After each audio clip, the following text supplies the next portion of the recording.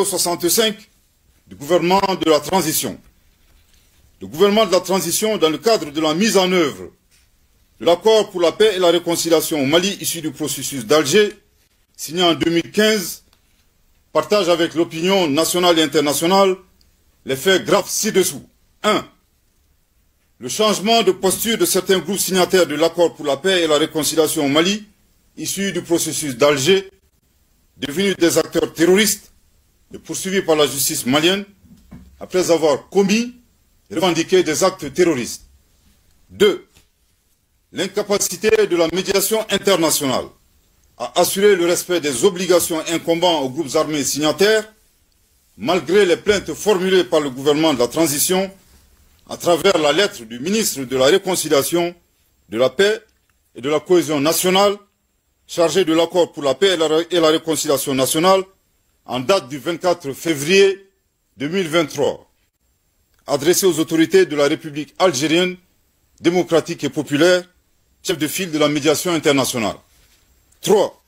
Les actes d'hostilité et d'instrumentalisation de l'accord de la part des autorités algériennes, dont le pays est le chef de file de la médiation internationale, tel que mentionné dans le communiqué numéro 064 du 25 janvier 2024 du gouvernement de la transition. Au regard de ces faits suffisamment graves précités, le gouvernement de la transition constate l'inapplicabilité absolue de l'accord pour la paix et la réconciliation au Mali issu du processus d'Alger, signé en 2015, et par conséquent annonce sa fin avec effet immédiat. Je répète, au regard de ces faits suffisamment graves précités, le gouvernement de la transition constate l'inapplicabilité absolue de l'accord pour la paix et la réconciliation au Mali, issu du processus d'Alger, signé en 2015, et par conséquent annonce sa fin avec effet immédiat. Je répète pour une dernière fois.